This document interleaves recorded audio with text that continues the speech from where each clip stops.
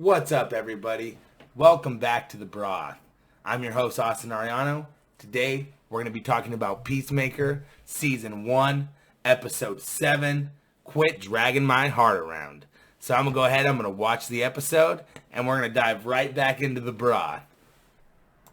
Alright, so here we are in the penultimate episode of Peacemaker, and just like a lot of other shows, you can definitely tell they're getting ready to wrap everything up.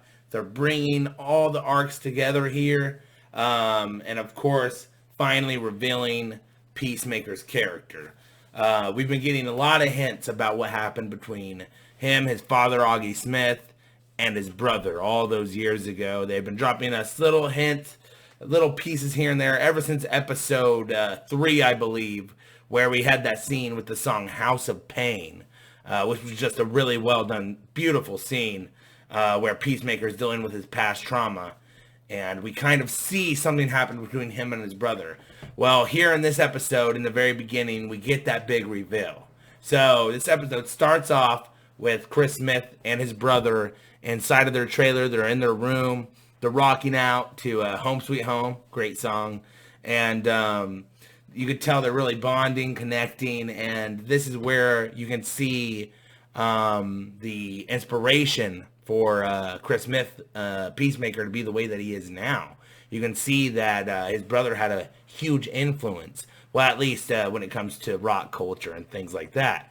You can tell he had a big influence on his brother. So they're in the room rocking out, having a good time, where one of Augie Smith's friends comes in and, come on, you maggots, come on outside, you know, one of the clan member friends. And you can see outside of the trailer, we have a little, it looks like a dogfight setup, very similar to a dogfight setup. We have Augie Smith taking bets, you know, and you can kind of put two and two together. They're about to make the brothers fight. And, of course, you got the brothers out there, they're fighting, and they're actually making the best of it. They're young, they're friends, you know, they get along. It seems like they have a really good relationship. And, you know, it's all fun and games until, obviously, someone gets hurt. And, of course, all of this happened because Augie Smith allowed it in his home. But immediately as Chris Smith's brother is down, seizing on the ground, immediately he starts blaming Chris and starts calling him all sorts of names, you know. And then we flash this whole scene. We've been flashing from Peacemaker now back to the scene with his brother. And this is where John Cena's acting comes in. You can see a lot of emotion. It's a lot of feeling and a lot of emotion. And I haven't always felt like John Cena is one of the best actors. But no one can tell me that John Cena is not Peacemaker. I have no problem with withdrawing the actor from the character here. And that is Peacemaker. That is Chris Smith. And I think that's a huge shout out to John Cena and giving him huge acting props. He's definitely upped his game. And also, obviously, the writing from James Gunn for the Peacemaker character is just on point. So that was the introduction of the episode. And now we can go ahead and get to the A and B story plot structure. All right, so right after that sweet intro, this episode of Peacemaker basically starts off like every other episode of the season. And we pick up right where we left off. I really like that style because I feel like I didn't miss out on anything that the characters may have been going through. I didn't miss out on any big character revelations. I didn't miss out on any character connections or bonding. And I think that's really this prime directing style and a prime way to make the viewer feel like we are along for the ride. So, like I said, episode picks up where it left off. And we get that big revelation from Locke where we find out about the diary that was planted at Peacemaker's. Everyone basically immediately right off the bat knows it's not Peacemaker's. I mean, there's a little bit of questioning behind it. I thought you didn't have a diary. And of course, Peacemaker says, man, if I wrote in anything, it'd be a journal. More good John Cena stuff. I really love the banter between the characters. They have found a way to keep it very light while also making it there feel like there's stakes and knowing when to get serious. A lot like one of my other favorite shows, Doom Patrol. And I think that's just a prime kind of tone setting for especially B character comic books. I think it's excellent. So, like I said, separated in the A and B story. We think he's going off to find the cow, and he immediately kind of gets interrupted. The A story eventually becomes Peacemaker dealing with his father. And the B story is Adebayo and Harcourt and kind of some things they're dealing with. And the big reveal that, of course, she set up Peacemaker. So we're kind of dealing with the aftermath of all of that. All right, so first things first with the A plot, we have Peacemaker kind of rambling through headquarters where we see that Judo Master has possibly escaped. That's neither here or there for Peacemaker because he wants to deal with the butterfly food production source right off the bat. And kind of before they get caught by this task force that is now hunting him and Vigilante. So they're on their way out of the door where they turn to Economist and ask if he wants to come along. And of course he reluctantly does, which I thought was really cool because I think in the beginning of the season, I don't think he would have done that. So I think he's grown a lot in that aspect as far as putting himself where his life is possibly threatened, putting himself in these positions now that he wouldn't have before.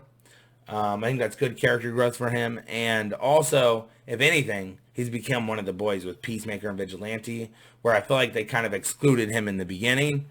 And now it feels like there's definitely a mutual respect between them all. So they're on the way to see the cow. And on the way, of course, the White Dragon is tracking them via Peacemaker's helmets. So he's tracking them. We see him up ahead. And he swoops down for the attack on the truck.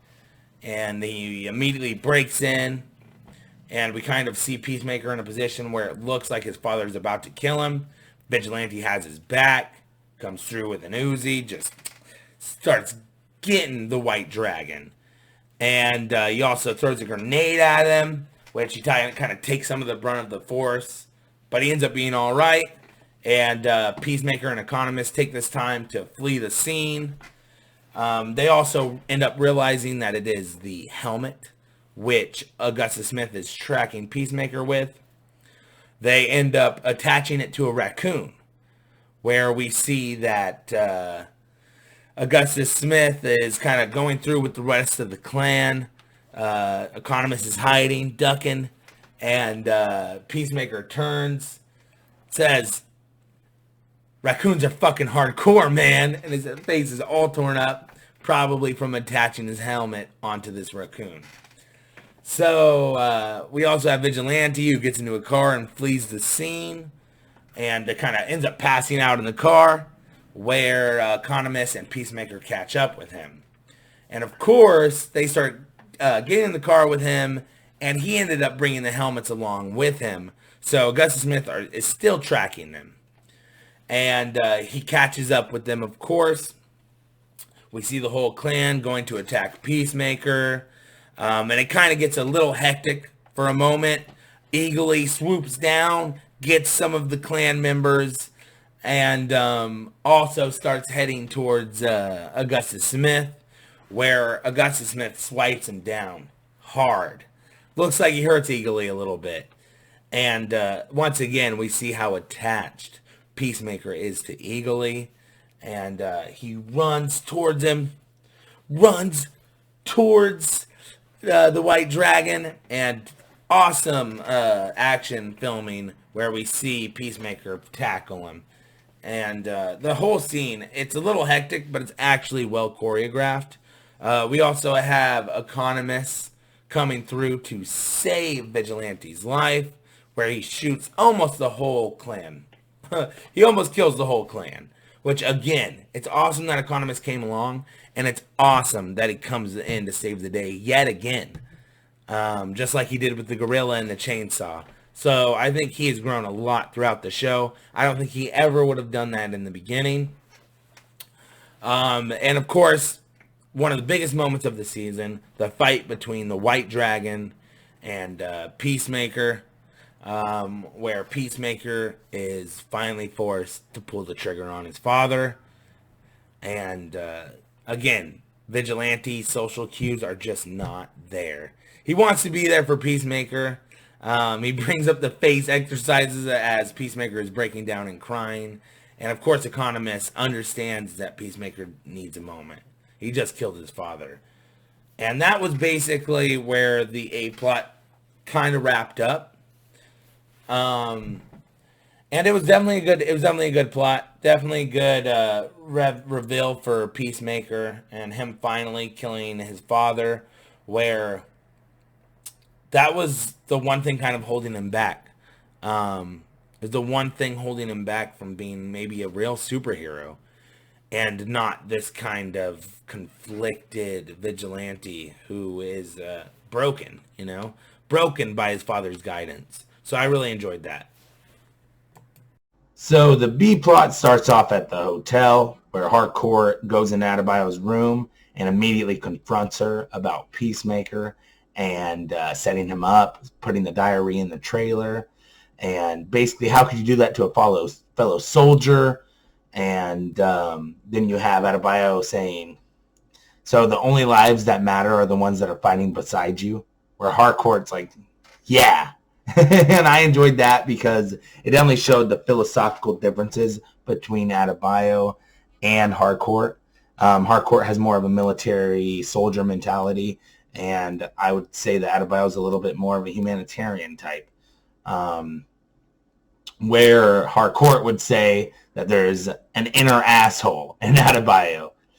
And I think it is interesting because, some people who do seem nicer and more genuine end up, being a little less genuine or more fraudulent than you believed.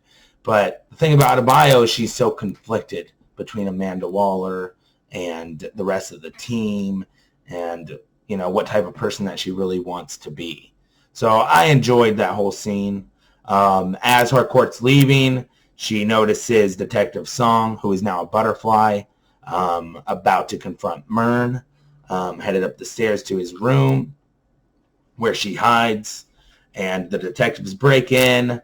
They're about to question him, and, it's just kind of merciless. She just shoots him while he's talking, and as the butterfly's about to escape, Myrn's butterfly's about to escape, she crushes him in her hand, and throws him on the ground, where even another butterfly says, you just murdered him. It was pretty brutal and heartless. Where basically it just feels like that butterfly, who was originally in Goth, is just a little bit more ruthless, barbaric maybe even. So we have the scene where Harcourt and Adebayo see the butterfly, Myrn's butterfly, dead. And it is really heartbreaking that he's actually dead. We see him die. I think Myrn was one of the most interesting characters of the show. The last episode where he had that scene where he talked about overtaking Myrn's body and, and the guilt that went along with that, and realizing that even Myrn could change. This terrible mercenary who was a murderer, it's like a heartless murderer, he could have even changed. That was some of the best acting that we got from that actor. And I really think the character was amongst the most interesting and probably had the best arc right behind Peacemaker. So I'm definitely gonna miss Myrn and his leadership. And it definitely feels like Harcourt is about to step up in those shoes. That's where we get Judo Master attacking Adebayo right as this is all going on. And they have a little fight scene go on, and they team up, and they actually end up fighting Judo Master. Where Judo Master is going to go from here, I don't really know. I don't know really what happened to him after that. But for the most part, that wraps up the B story, with the main point being the differences between Adebayo and Harcourt, and also Myrn and Myrn passing. So I'm going to, like I said, going to be upset that Myrn's gone now. So finally, we have the A and B plot meeting, of course, at the vet, where Eagly's getting patched up. We get a really heartfelt scene between Adebayo, Peacemaker, and Eagly, where Adebayo sees Peacemaker and Eagly, and she can really see how much Eagly means to Peacemaker, and she sees another eagle hug where she takes it as a sign, like almost biblical maybe. She sees it as a sign, so I thought that was cool. They're all at the vet discussing what they're going to do next and what are they going to do without Myrn, who's the leader now. And like I said before, they all kind of look to Harcourt, and it seems like Harcourt's going to step in those shoes. Like I said, I don't know if we've gotten the most of Harcourt this season. I don't know if they plan on having a season 2, but I would like to see where that leadership role will take her if we do. So at the end of this episode, it seems like they're on the way to the cow. The veterinarians even wanted to join in, which I thought was hilarious. So the last scene definitely was exciting. We see the cow. I don't know if the cow is going to be kind of like Starro, where the cow is maybe redeemable. Maybe the cow has a consciousness of its own, thoughts of its own. I don't really know. Maybe the cow's being violated by the butterflies. I'm kind of just speculating here, throwing it all, anything at the wall. I don't really know what's going to happen. I don't know if there's going to be a big fight between the cow. Maybe there's a butterfly queen of sorts besides Goff. I don't really know. So I'm excited to see the next episode. And to wrap up this episode, was it brothy or not? And it was. This episode was full of broth. We got a lot of character details, got a lot of background, and it was a great penultimate episode. I often think penultimates are often better than the finale as far as wrapping up character arcs, and they definitely did a lot of that here. Like I said, Harcourt stepping up to a leadership role, and Peacemaker dealing with his father. I think that those two story arcs have almost got as much closure that we could possibly get from them. But I'm still excited to see this finale. Let me know what you think of the episode. Leave a comment down below. All right, guys. Peace out.